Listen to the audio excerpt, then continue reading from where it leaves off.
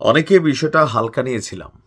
গতকালকে মার্কিন গণমাধ্যম নিউ ইয়র্ক টাইমসের রিপোর্ট, আর এরপরই জার্মান ভিত্তিক গণমাধ্যম ডয়চে ভেলে তারা করছে আরেক রিপোর্ট। তবে রিপোর্টে যাই আসুক, একটা জায়গায় অনেকেরই কনফিউশন যে ভারত যে নতুন করে যুদ্ধ বিমানগুলো কিনছে, তার মানে যুদ্ধের মুভমেন্টটা অনেকটা পজিটিভলি তারা যাচ্ছে। এর মাঝখানে ডয়চে ভেলের রিপোর্টটা আরও একটু বিষয়টাকে পাকাপোক্ত করছে। তবে গেল 5 থেকে 6 দিন যাবৎ আমরা দেখছি যে আপনার প্রায় প্রতি রাতেই সীমান্তের কিছু কিছু জায়গায় ভারত এবং পাকিস্তানের মধ্যে আমরা যদি দেখি যে একটু একটু গোলাগুলি হচ্ছে, বিশেষ করে কাশ্মীর সীমান্তে। তবে এতে কোনো দেশের সেনাবাহিনী হতাহতের খবরটা আমরা পাইনি।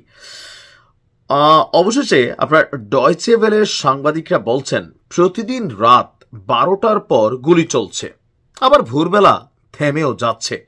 তবে শুধু গুলিই চলছে, এখন পর্যন্ত কামান, গোলা, মিসাইল অথবা অন্য কিছু দুই দেশের কোনো দেশে ছড়েনি।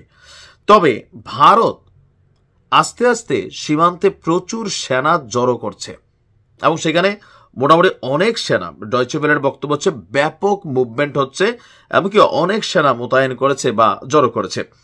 অপরদিকে আপনার মার্কিন গণমাধ্যম নিউ ইয়র্ক টাইমস বলছে যে ভারত পাকিস্তানের বিরুদ্ধে সামরিক পদক্ষেপের প্রস্তুতি মোটামুটি কমপ্লিট করেছে। আবার অপরদিকে ডয়চে ভেলে বলা হচ্ছে, তারা বলছে যে নরেন্দ্র মোদী বিশ্বের বিভিন্ন দেশের নেতাদের সাথে টেলিফোনে কথা বলছেন। প্রায় নয়াদিল্লিতে অবস্থিত 100টিরও বেশি কূটনৈতিক মিশনের সাথে, 100টি, 2-4-10টা না।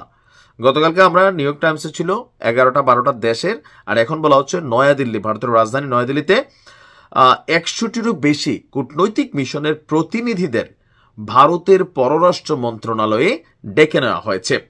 তবে এসব প্রচেষ্টা, এই যে ডাইকা নেওয়া, পাকিস্তানের নামে বিচার দেওয়ার জন্য নয়, বরং পাকিস্তানের বিরুদ্ধে সম্ভাব্য সামরিক অভিযানের পক্ষে আন্তর্জাতিক সমর্থনটাকে আদায় করার লক্ষ্যেই এই কূটনীতিকদের সাথে কমিউনিকেট করা হচ্ছে। নাম প্রকাশে অনিচ্ছুক একজন কূটনীতিকের বরাত দিয়ে ডয়চে ভেলে বলছে যে এখানে বেসিক্যালি যাদেরকে পররাষ্ট্র মন্ত্রণালয়ে ডাকা হচ্ছে, স্বরাষ্ট্র মন্ত্রণালয়ে, তো তাদের সাথে মোদি আপনার মানে যুদ্ধ লাগলে বৈশ্বিক যে সমর্থন দরকার, সেই সমর্থনটার পক্ষেই নিজেদের অবস্থানটা পরিষ্কার করছে যে না, কেন এই অভিযানটা করা দরকার কোথাও না কোথাও। আর বার্তা সংস্থা রয়টার্সকে দেওয়া সাক্ষাৎকারে ভারত এবং পাকিস্তান দুই পক্ষ থেকে যতগুলো তথ্য এখানে আসছে যে দুই দেশই মোটামুটি যুদ্ধের পক্ষে অবস্থান, তবে পাকিস্তান যুদ্ধের পক্ষে না, কিন্তু যদি ভারত প্রথমে হামলা করে তাহলে পাকিস্তান জবাব দেবে। এখন সবকিছু মিলিয়ে ব্যাপক সেনা মোতায়েন আমরা দেখছি। রুশ ইউক্রেন যুদ্ধের আগে রাশিয়া ইউক্রেন সীমান্তে ব্যাপক সেনা মোতায়েন করেছিল। এরপর অনেকে ভাবছিল যে ডরভয় দেখানোর জন্য, হয়তো ইউক্রেনকে একটা চাপে ফেলার জন্য, কিন্তু সবাইকে অবাক করে দিয়ে গভীর রাতেই কিন্তু রাশিয়ার সেনাবাহিনী ইউক্রেনে অনুপ্রবেশ করে ফেলেছিল।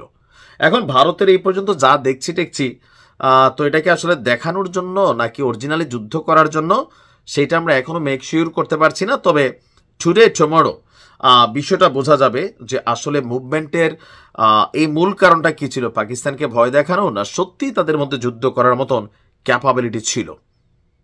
মাঝে মাঝে একটা বাংলা প্রবাদ আছে, যতটা গর্জে ততটা আবার বর্ষে না। বাট ভারত কি বর্ষাবে নাকি গর্জাবে, সময় বলে দিবে। ভালো থাকুন, আসসালামু আলাইকুম।